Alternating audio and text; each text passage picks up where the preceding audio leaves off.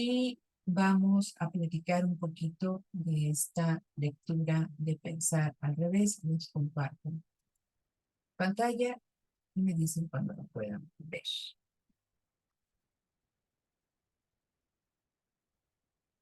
¿Listo? Sí, profesora, ya se ve. Ok. Entonces, ¿qué les pareció? Ahorita vamos a platicar. Aquí la tengo. Ay, se sigue viendo, ¿verdad? ¿Sí? Sí, ¿O sí, ya sigue no? mostrando. Sí se sigue mostrando. Ok. ¿Qué es lo que vamos a discutir? Primero, vamos a estar trabajando con Sí, esta. sí, sí se ve. Sí, gracias. Vamos a estar trabajando con estos capítulos para que lo vean. En un primer momento, tenemos que discutir acerca de esto, de qué significa el espíritu Toyota. Eh, Vamos a platicar acerca del segundo capítulo que me habla de las bases o elementos de este sistema, pero los principios, las reglas, los protocolos que aquí dicen, los pilares de lo mismo. Eh, También es muy interesante eh, estos dos capítulos, y creo que son centrales para entender toda esta cuestión de las cadenas globales de valor, ¿no? Las relaciones industriales y la relación salarial, y el capítulo 4 que nos habla de la subcontratación y de las rentas relacionales, ¿no? Entonces, hoy vamos a estar trabajando principalmente en, no sé, los dos primeros capítulos, a ver si nos da tiempo, y la próxima semana estaremos trabajando en el 3 y 4 y veré si nos da tiempo de ver el capítulo 5, que en teoría ustedes ya revisaron el trimestre pasado, ¿no? Bueno, aquellos que cursaron empresa, si no, pero para que sepan cómo va a ir esta, esta lectura. Entonces, vamos a trabajar con esto, ¿no? Con la introducción, con el capítulo 1 y con el capítulo 2. ¿Qué les pareció lo que leyeron? Creo que hayan leído todo el libro, pero lo que hayan leído, ¿no? Les pido que, recuerden que vamos con las participaciones, les pido por favor que me digan qué les pareció lo que leyeron, hasta dónde leyeron, qué les resultó interesante, qué no les resultó interesante. Adelante, los escucho. Adelante, Vladimir. Bueno, A ver, perdón, y- doy la palabra, tiene levantada la mano Vladimir, Arzac, entonces doy la palabra a Vladimir, después Arzac, y ahorita si quieren siguen alzando la mano y ya voy dando la palabra. Adelante, Vladimir. ¿Sí me escuchó? Buenas tardes. Sí, sí, te escuchas. Ok. Bueno, bueno, empecé a leer el capítulo que habla sobre el espíritu Toyota. Ujú. Me parece que es la introducción, no sé si es el capítulo uno, Ah, pero me llamó bastante la atención que hacen el contraste respecto al Fordismo, en el que, pues, el espíritu Toyota básicamente se resume en gestionar por las existencias y ah, no al revés, como es en el Fordismo, ¿no? Como que por la producción en masa, es lo que les permite obtener ganancias. En este caso, en el caso de Toyota, sería pues la diversificación, ¿no? De un producto. En lugar de, bueno, mencionaban ahí el ejemplo del carro, como de que tener un carro en color negro o algo así, y Toyota es como de que tenerlo en varios colores, o por decirlo, algo así. Creo que es lo que comentaba el texto. ok. El modelo Toyota en contraposición al modelo Fordista, ¿no? Y Ajá. algunas características importantes. Ok, gracias, Vladimir. Arzac, y después sigue Adrián. Adelante, Arzac. Hola, buenas tardes. Hola, hola. Este, bueno, en base a lo de la lectura, pues se hizo interesante Ah, por lo mismo de que como que los divide en los modelos de, el modelo occidental de producción y el modelo japonés de producción. Y luego como una comparación, ¿no? De los dos. Y bueno, del modelo pues, occidental de producción nos habla del Taylorismo y del Fordismo. Y lo que puedo decir del Taylorismo, pues algunas de sus características de las que se pudieron rescatar, pues es la división del trabajo. Entonces, en las tareas como simples, repetitivas, y el control del tiempo en los trabajadores. como lo habíamos visto también en el trimestre pasado, que hablábamos de eso, y por la estandarización de los métodos de trabajo.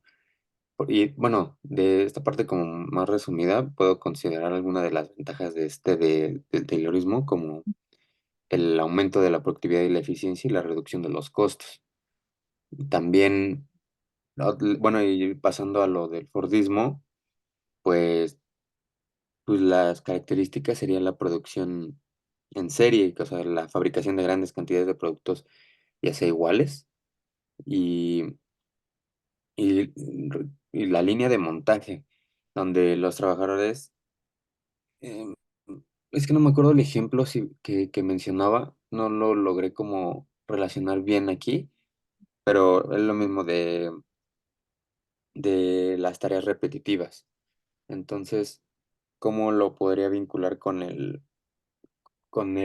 ejemplo que venía ahí? Eso sí no lo entendí, entonces no lo puedo explicar muy bien.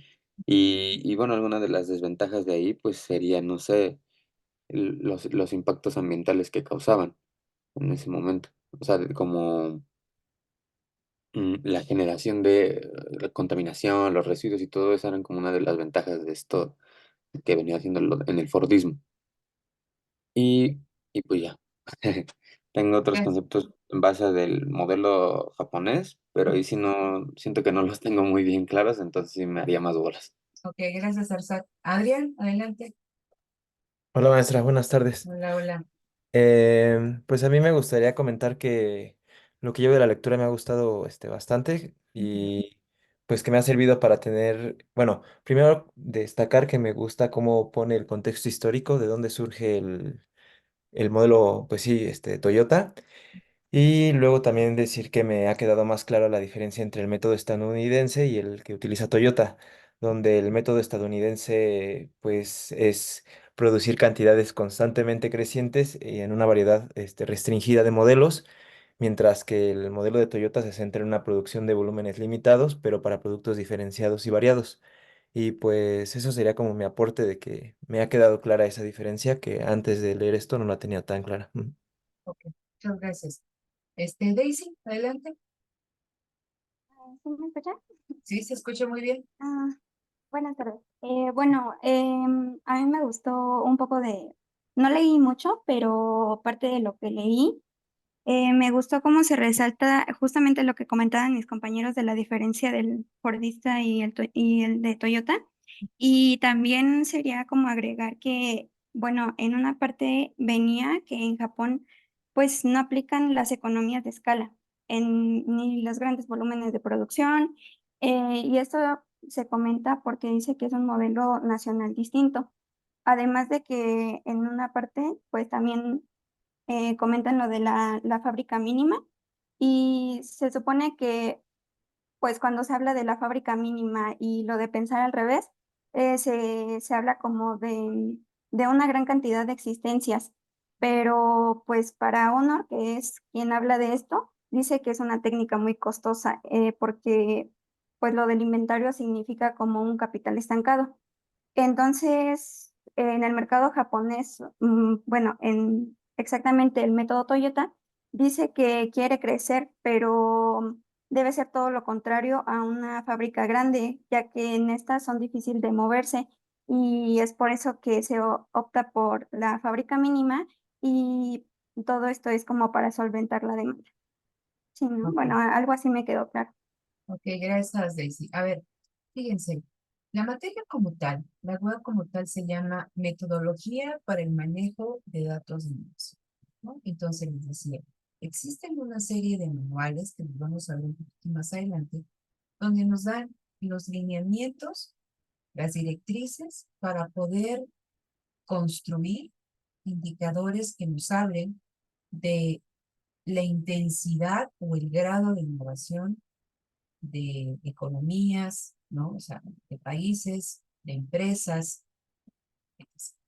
Entonces, aquí lo importante es que nosotros evaluemos por qué es importante la innovación. Ustedes ya tuvieron una materia, un temas selectos, sí es el temas selectos, ¿no? O no, no miento, no es temas selectos. Es Ay, como sería la primera parte de esto, ¿no? Que ven cuestiones de innovación. ¿Por qué es importante innovar?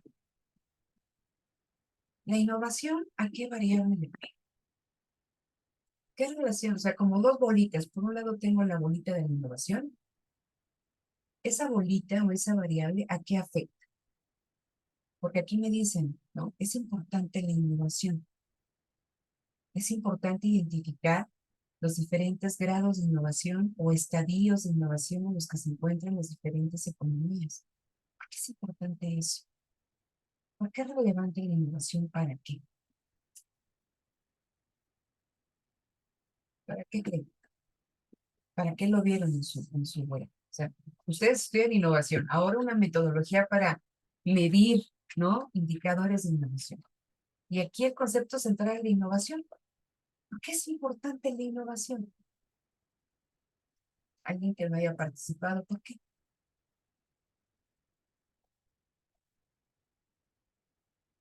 Bueno, 5 participaciones. A ver, Ritsieri, a ti que te veo, nada más. Bueno, también ahí que veo a Karen. Entonces, ¿por qué es importante la innovación? Bueno, la innovación como tal es importante para optimizar procesos y en el mismo proceso de la optimización se obtiene un mayor margen de ganancias y mayor producción. Ok, entonces la innovación es una vía o un camino para obtener mayores ganancias, en el caso de la empresa. Y en términos macroeconómicos, ¿por qué es importante la innovación? ¿Por qué preocupa que México, ¿no? Como integrante de los países del grupo de la OCDE, destine en los, no sé, las cantidades más bajas como porcentaje del PIB a incentivar actividades de ciencia y tecnología, y por ende de innovación? Dime, Josué. Sí, bueno, en introducción a innovación, Ajá, vimos que se necesita ser competitivo para las exportaciones y esto se logra con las innovaciones. ok, entonces fíjense, la innovación permite que las empresas, ¿no? Y en este caso las empresas de un país sean competitivas. ¿Y qué implica que sean competitivas? Que tengan productos de mayor calidad, con menores precios, que tengan, no sé, que nos permitan hacer cosas que los productos de otras empresas no lo hagan, ganar cuotas de mercado. Entonces, hay una relación directa entre la innovación y el crecimiento económico. Por lo tanto, y les decía, es importante que nosotros evaluemos los esfuerzos de innovación que se hacen a nivel país, pero también a nivel empresa. Cuando nosotros estamos leyendo este documento que nos hablan de pensar al revés, el estudio de casos, ustedes lo quieren ver, es la empresa Toyota. Pero después me hablan de aquí me van a, como una radiografía, me van a ir analizando el método productivo de Toyota, las innovaciones que hace Toyota, porque hay un método establecido, es el método Fordista, es lo que había, es lo que es, era lo homogéneo, ¿no? Entonces llega Toyota y dice, podemos ser productivos, podemos ser competitivos, no haciendo lo que hacen la mayoría de empresas que está afincado en el método Fordista de producción o en el método estadounidense. Recuerden que una innovación es hacer las cosas distintas. ¿Y cuándo se convierte en innovación? Cuando eso distinto es aceptado por el mercado y la empresa, o sea, es aceptado por el mercado es que el producto que ofrece la empresa o el servicio que ofrece la empresa, el mercado, los consumidores lo adquieren porque les está generando un valor agregado. Y de esas ventas, la empresa obtiene beneficio. Y entonces, cuando yo veo que una empresa obtiene beneficio, las otras empresas van a tratar de hacer lo que hace esa empresa. Entonces, cuando nosotros veamos el modelo Fordista de producción, veamos ciertas prácticas productivas que se seguían en Ford, pero que ese modelo, como poco a poco va permeando a nivel industrial y se homogeneiza, tal cual que llamamos el modelo Fordista de producción, a las prácticas productivas en la mayor parte, ¿no?, del entramado industrial estadounidense. Y lo mismo sucede aquí, el modelo japonés, el modelo onista. Y entonces, este modelo lo implementa Toyota, es funcional para Toyota porque tiene beneficios importantes, de tal manera que se va institucionalizando en Japón. Por eso se llama el modelo productivo japonés.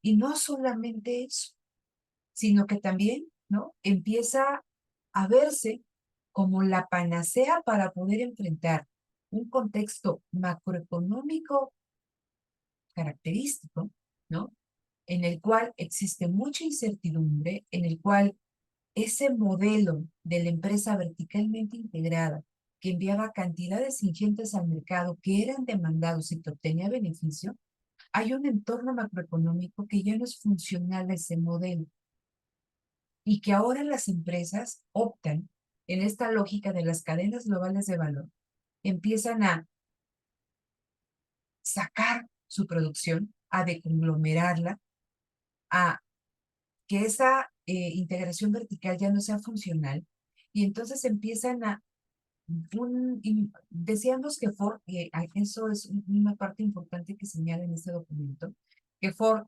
del 100% de insumos que requería para producir, el 70% los producía la misma empresa y el 30% los compraba con proveedores.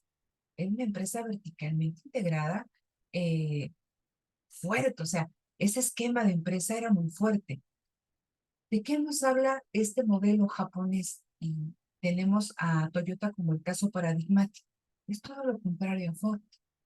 Del 100% de insumos que requiere, el 30% los produce y el 70% los compran de distintos proveedores. Entonces, no estamos hablando de esa empresa integrada. Estamos hablando de una empresa que se concentra en aquellas actividades que sabe hacer o las actividades en las que es más fuerte y las otras en las que no, las adquiere a través del mercado los insumos que requiere, a través de redes de proveeduría. Estamos hablando de otro esquema de empresa, otra forma de hacer las cosas. Y dado que funcionó, se convirtió en una innovación que se va a institucionalizar. ¿Qué significa cuando algo se institucionaliza? No es que se crea una institución, o sea, ¿cómo voy a entender el concepto de institución?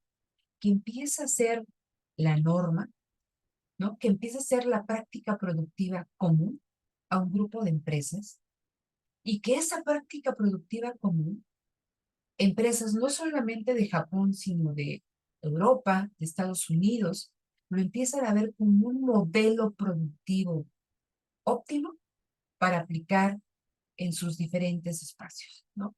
Y una cosa muy interesante y por eso estoy aquí en el libro, a ver si lo logro encontrar, espero no marearlos. Nos dicen que esto de la práctica, bueno, si no lo platico y ya después lo busco en específico en el libro. Nos dicen que este modelo productivo japonés, ¿no?, del justo a tiempo, de la producción flexible, muchas empresas lo empezaron a implementar, ¿no? Esta innovación trataron de buscar a implementarla en sus espacios. Pero hay algo que menciona Corea y nos dice, los japoneses nos dicen que esto se puede exportar e implementarlo en diferentes espacios, ¿no? O sea, lo mismo estas prácticas productivas que tiene Toyota, la puede aplicar la Ford o la empresa Toyota en México, en una planta que tenga en México. Y dice, las cosas no son tan sencillas, porque todo lo que ustedes van a leer en el libro son innovaciones organizacionales en la gestión de la empresa, pero no solamente en la gestión de la empresa, en la gestión del trabajo dentro del proceso productivo, pero las innovaciones dentro de la empresa y dentro del proceso productivo tienen que ir acompañadas con innovaciones a nivel social, ¿vale? Entonces, eso hace que este modelo, sí, se puede exportar la lógica, ¿no?, e implementarla en el ámbito productivo. pero no van a estar completas. Quizá en este momento no les queda muy claro. Yo creo que esto les va a quedar más claro a medida que revisemos el libro. Si no van acompañadas de estas innovaciones a nivel social. Y vamos a ver qué innovaciones son estas, ¿vale? Entonces, voy a salir de esta pantalla y les voy a compartir la otra. Miren que esta mano no me ayuda. Ok, aquí está. Me dicen cuando la puedan ver.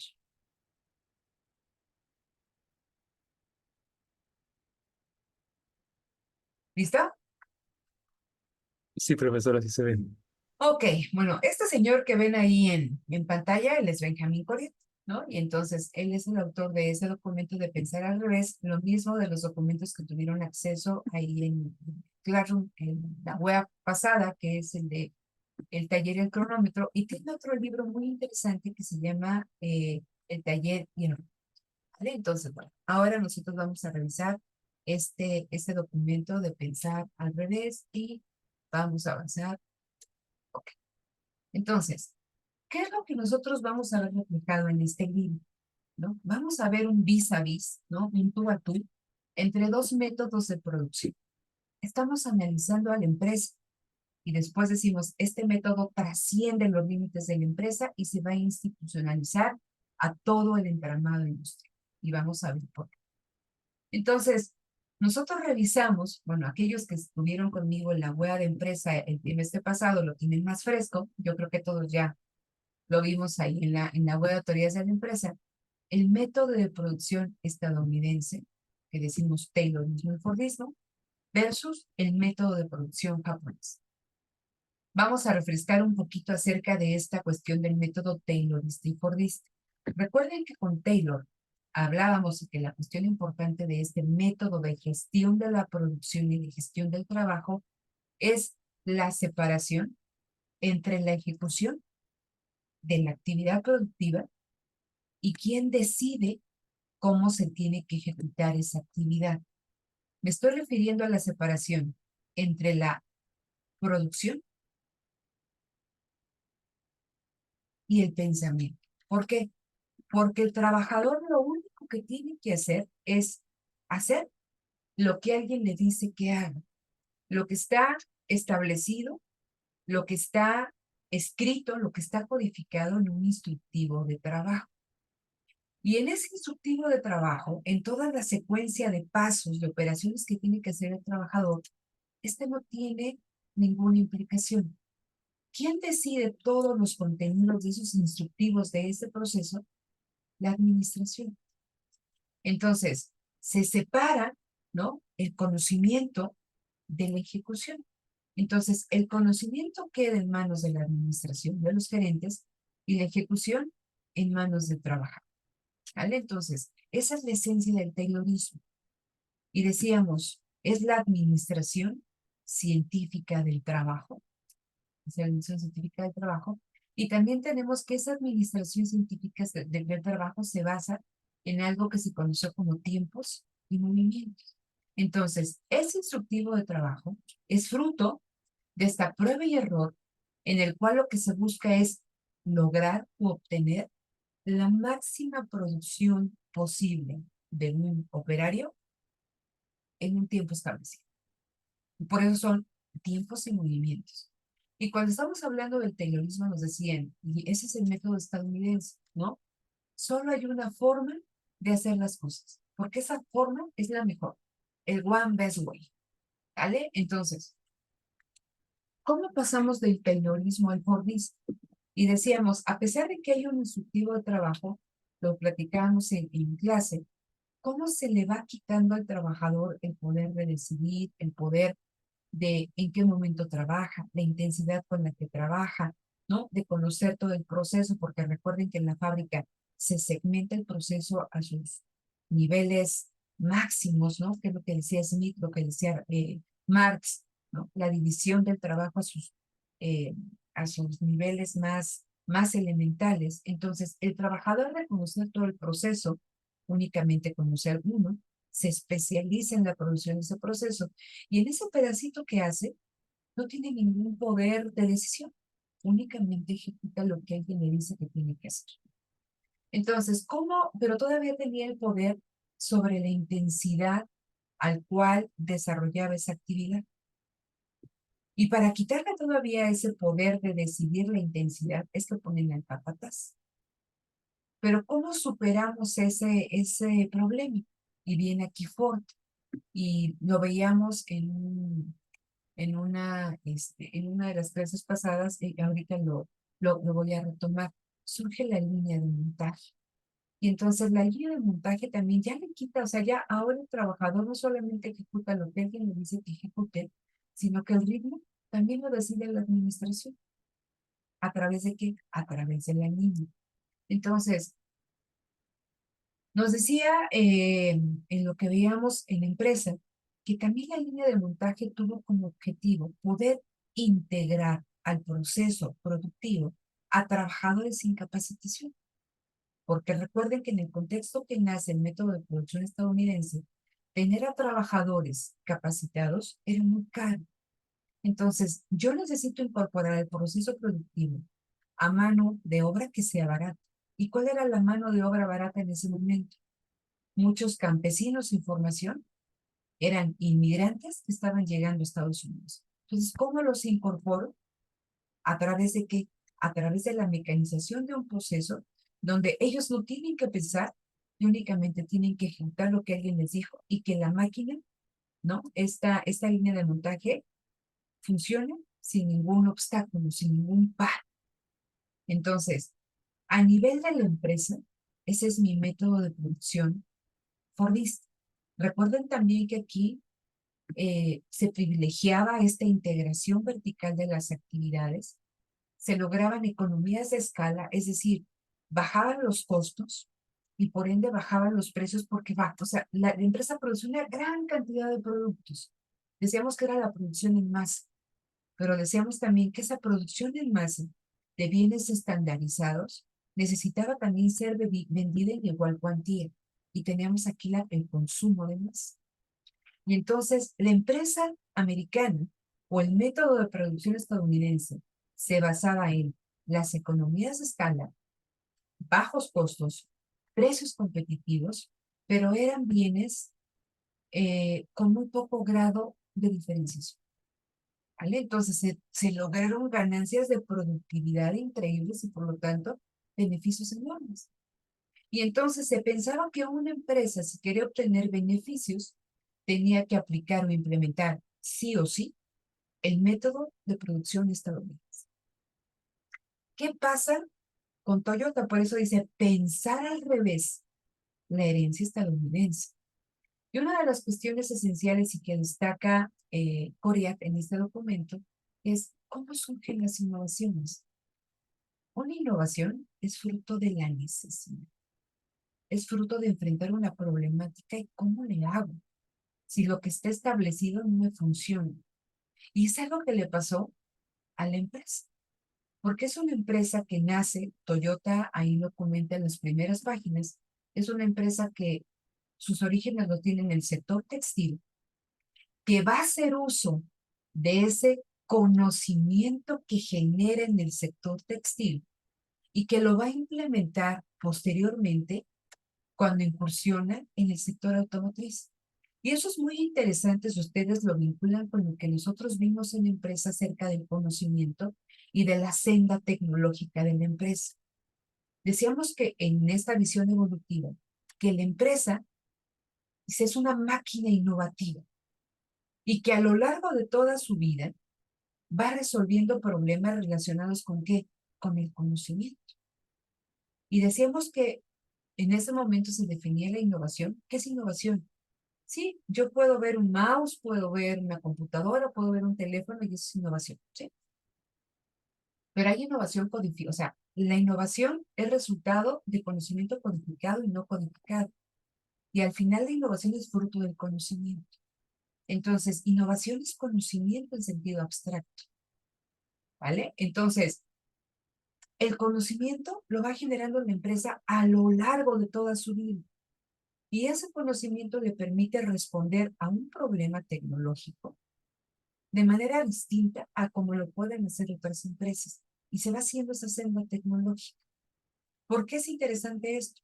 Porque cuando nosotros evaluamos a Toyota, vemos que un conocimiento que se genera en la industria textil, un conocimiento que también se hace de él ONU, viendo estas prácticas que implementaban los supermercados estadounidenses, entonces lo va a aplicar en un sector totalmente diferente a donde nace este conocimiento. Entonces, esto es muy interesante cuando vemos el método japonés. Ellos se dan cuenta que si quieren incursionar en la industria automotriz, no van a poder competir con las empresas líderes en el sector que eran estadounidenses y que teníamos a Ford, teníamos a Chrysler, teníamos a General Motors, y nos dicen, a ver, no tenemos ni la técnica, no tenemos ni la escala, no tenemos ni el territorio para poder tener esa cantidad de insumos que se requieren para poder producir a la americana. Ahorita lo vamos a ver. Entonces, ¿qué tenemos que hacer? Pues pensar las cosas al revés, hacer las cosas distintas. Y entonces hacer las cosas distintas es innovar, ¿no? Y esa innovación es fruto de la necesidad. Y entonces, en esta cosa que hacen, también viene un gran aprendizaje, que tiran por la borda este argumento estadounidense de que solamente hay una forma de hacer las cosas.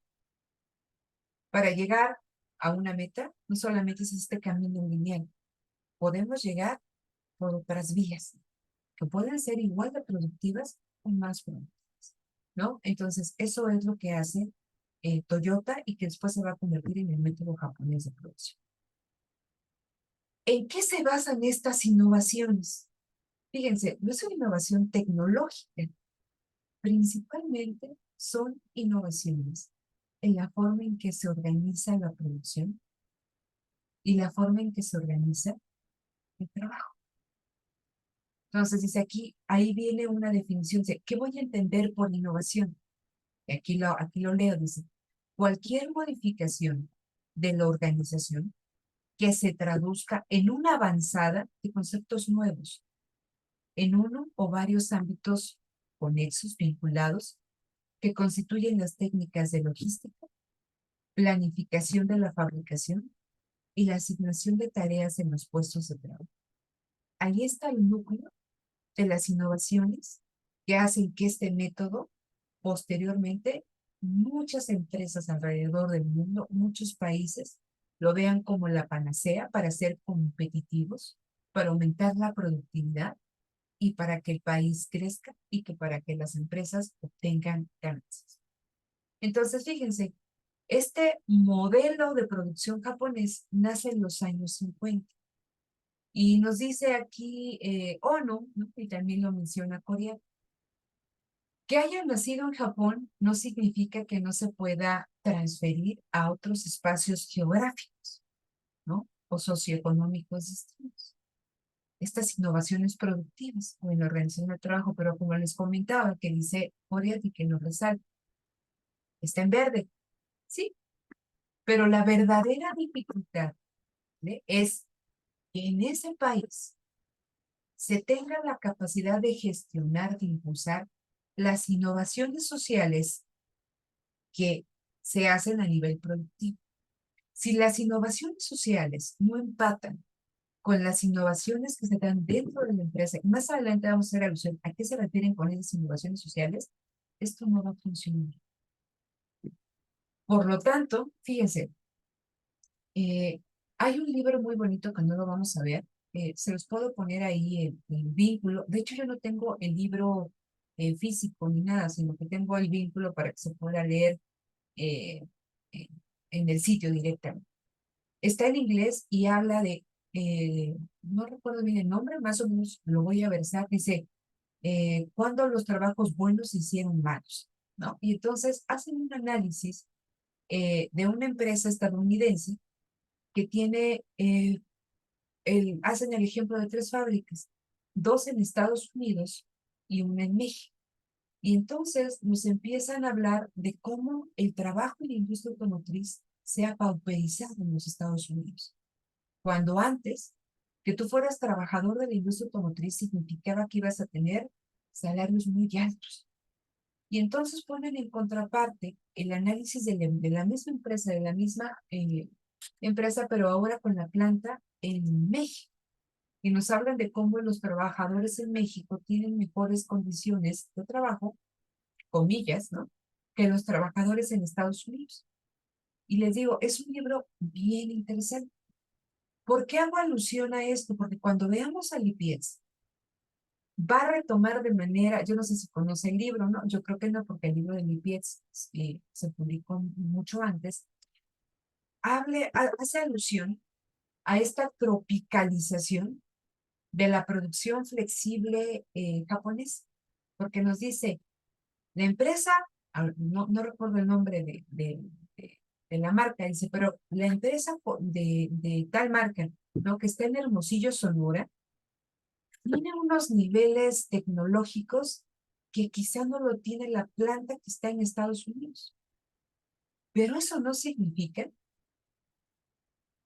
que sea el método japonés como tal, ni la flexibilización de la producción. Porque algo que nos comentan aquí y que está en los primeros capítulos hablan, ya decíamos, y nos decía Daisy, la fábrica flexible, porque nos decían que esta empresa verticalmente integrada era una empresa rígida, era una empresa que se decía una empresa gorda, ahorita vamos a ver por qué, una empresa que no podía reaccionar de manera rápida a los cambios que se podían estar gestando en el mercado. Entonces, dice, en contraparte vamos a tener una empresa ágil, ¿no? Una empresa flexible para enfrentar los cambios cuantitativos y cualitativos en la demanda, ¿no? Vamos a ver por qué. Entonces, nada más aquí me gustaría que pusieran la atención en esto. Si una innovación organizacional no tiene una contraparte en una innovación social, es difícil que los beneficios como tal se tengan, ¿no? Entonces dice aquí, bueno, la verdadera innovación es que se pensó al revés la herencia occidental de producción, ¿vale? Entonces, ¿hasta aquí alguna duda, chicas, chicos? ¿No? Por el momento no, profesora, gracias. Ok, Alejandra. Entonces, a ver, lo que ustedes ven ahí en la pantalla es la empresa Toyota en Japón. Yo creo que ya tiene algunos ayeres. Pero, ¿qué sabemos de Japón? ¿Qué sabemos de Tokio? ¿Nada? ¿De Japón o de Tokio? Pues si hablo de Tokio, es el más representativo ahí de Japón, pero bueno, ¿qué sabemos de Tokio? Ustedes tienen, no de Japón, o de Japón. Es una isla, No ¿qué tiene más? muchos recursos naturales, No tiene ni muchos recursos naturales, ajá. pues tampoco, así como lo menciona el libro, ¿no? Tampoco tienen mucho espacio porque pues es una isla. Es una isla, Tokio, ¿no? Es una de las principales ciudades, y en Tokio el precio de la tierra es carísimo, ¿vale? Entonces, ninguna empresa se puede dar el lujo de tener, como aquí, ¿no? Que tenemos ahí las plantas y que tienen un montón de, ¿cómo se llama? De estos edificios y que tienen espacios enormes para tener eh, insumos en almacenes y también tener los bienes terminados. ¿Por qué? Porque el precio de la tierra es muy caro. Entonces, no es lo mismo lo que tiene Estados Unidos, lo que tiene México, que lo que tiene Japón. En este caso, Tokio. Es carísimo. Entonces, eso nada más para que ustedes lo tengan ahí y también decimos, es una isla y tiene dificultad para tener acceso a ciertos recursos. Vamos a platicar un poquito.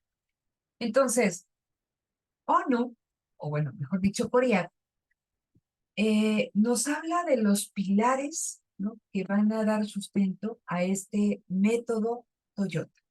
Y nos dice que son dos. Uno es la producción en el momento justo, o el just in time, ¿no? La producción en el momento preciso, y la autoactivación. Vamos a platicar un poquito acerca del primero, la producción en el momento preciso. Ustedes ya lo habían escuchado, pero ¿cómo entendemos esto de justo a tiempo? Laura,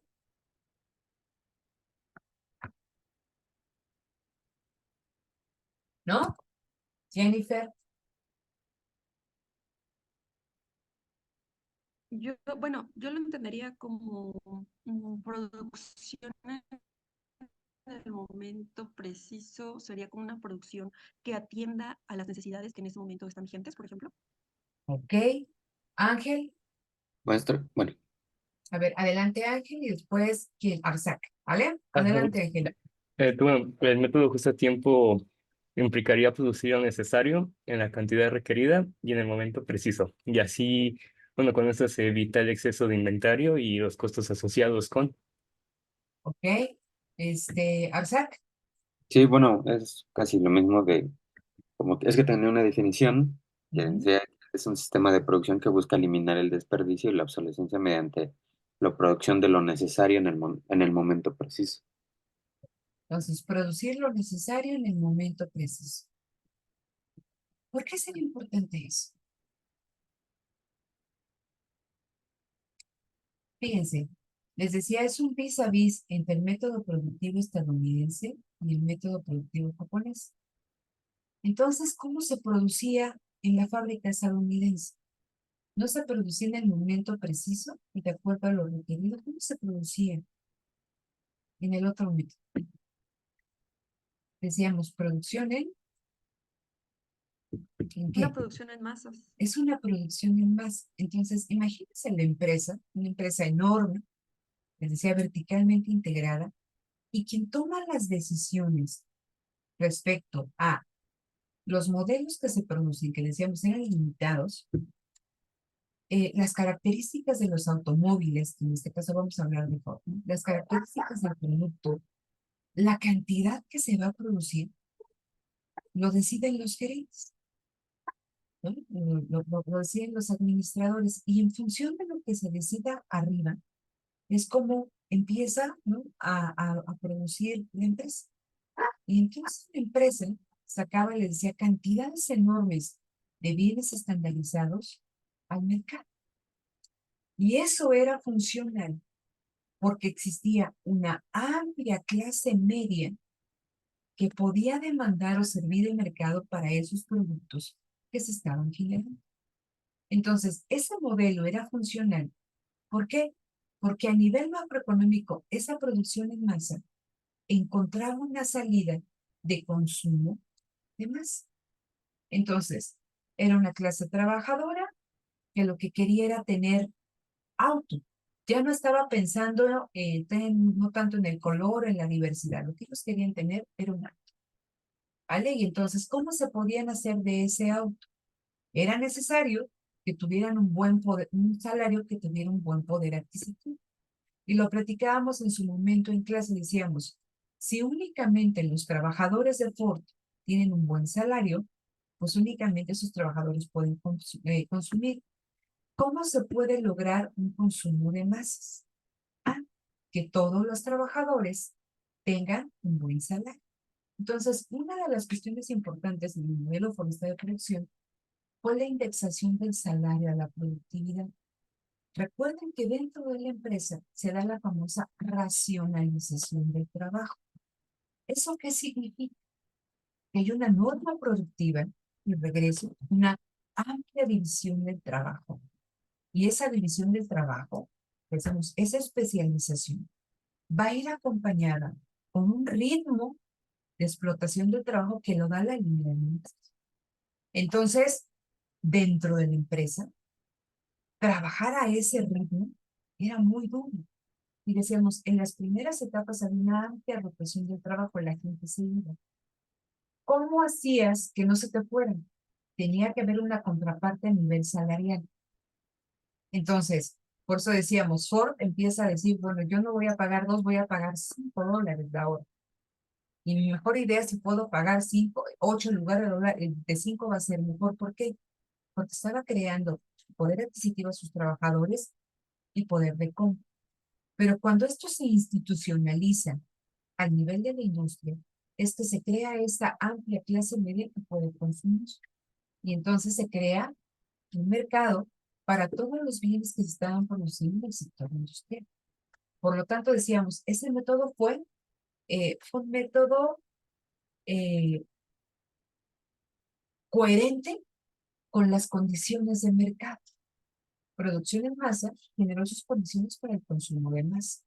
Hablábamos también de la importancia del estado de bienestar, porque decíamos, todas aquellas personas que no eran requeridas desde el ámbito de mercado, no se convertían en una mercancía, ¿no?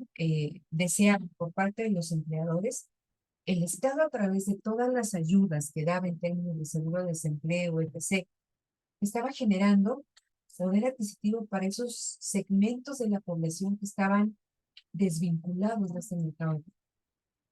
¿Por qué lo llevo a esta cuestión? Porque entonces lo que se decidía, o sea, esa gran cantidad de productos se mandaban al mercado para un segmento grande que sabían que lo iban a consumir. Y esa gran cantidad de productos, fíjense, debían de tener insumos intermedios para producirlos, pero también diferentes insumos para poder hacer frente a fallas en los mismos. ¿Vale? Entonces, en este servicio de postventa o garantía o que algo se descomponía, debían de tener no solamente insumos para producir, sino para atender fallas o descomposturas en los mismos. Almacenes, ¿no? Insumos en almacenes en gran cuantía. Pero era un modelo que era funcional, porque había una amplia clase que estaba demandando esto. Pero cuando yo veo eso que me dicen, oye, hay que producir en el momento preciso. ¿Por qué? Toda esta lectura, la lectura de Coria, tiene que ver mucho con la lectura de Wally que ustedes revisaron, que nos hablaban de la macro fundamentación de la economía. ¿Vale? Entonces, este modelo nace en Japón en los años 50 y vamos a ver qué dificultades enfrentaba Japón. Pero esas mismas dificultades que va a encontrar Japón, las vamos a encontrar 20 años más adelante a nivel internacional, durante los años 70, cuando hace crisis el modelo fordista. Y decíamos que va a haber un ataque a los sindicatos y cómo poco a poco se va a ir destruyendo la clase media. Entonces, ese mercado de masa, ese mercado de consumo de masa, se destruye. ¿Y qué pasa? Va a haber una balcanización de los mercados. ¿Qué significa que haya una balcanización? Que solamente va a haber segmentos, ¿no? Dentro de esa gran amplia población que van a poder consumir y que van a consumir cierto tipo de bienes. Y hay una gran incertidumbre en torno a la demanda. Ustedes recuerdan el documento de Guayana, decían, ¿cómo gestionamos la incertidumbre en torno a la venta efectiva? Entonces, en el modelo fuerza de producción, a nivel macroeconómico, se crearon las condiciones a través de un modelo de crecimiento que permitió gestionar la incertidumbre en torno a la venta efectiva. Entonces, si yo producí en masa, gracias, ¿no?, a esta gestión de la incertidumbre a través de la indexación del salario a la productividad, a través del estado de bienestar, las empresas tenían menor incertidumbre, una mayor certeza de que esos bienes que estaban produciendo se iban a vender. Pero ¿qué pasa en los 70? Se rompen los mercados y hay una gran incertidumbre respecto a la venta efectiva. Por lo tanto, para la empresa es necesario decir, vamos a producir lo que nos demande. Porque si producimos de más, significa que, ¿qué? Ya levanté la mano, no sé en qué momento la levanté, ¿no? Significa que, ¿qué? Significa que vamos a tener grandes cantidades de inventarios, un capital inmovilizado y nuestras ganancias no se van a replicar.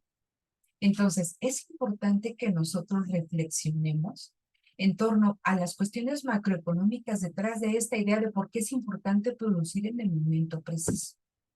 ¿Qué significa producir en el momento preciso? Producir lo que nos da. ¿Cuál era lo diferente en el método productivo estadounidense? Se producía lo que la gerencia de una empresa decía. ¿Vale? Y aquí es diferente. ¿Qué se produce? Lo que el mercado decide, ¿no? La producción se mueve en la empresa, dice aquí, aguas arriba, ¿no? Del mercado hacia arriba.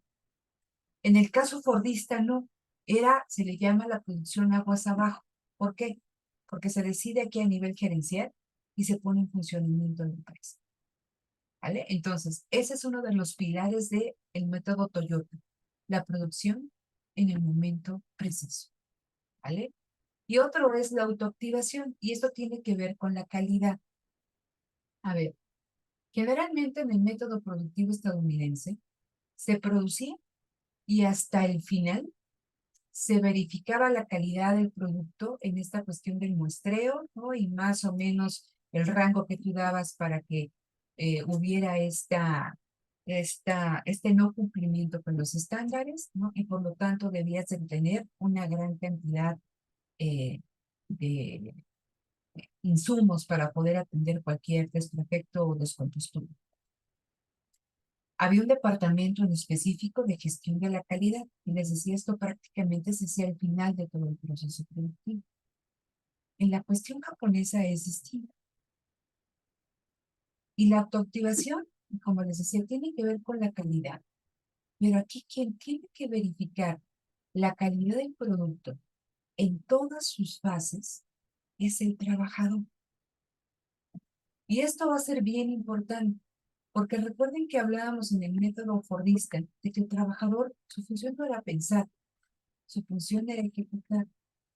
En este método, ellos se dan cuenta, y regreso a la cuestión de la innovación, y con esto voy a terminar, que la principal fuente de innovación, ¿vale? En cualquier ámbito, es aquel que desempeña la actividad. Entonces, dentro de la empresa, la principal fuente de innovación es el trabajador.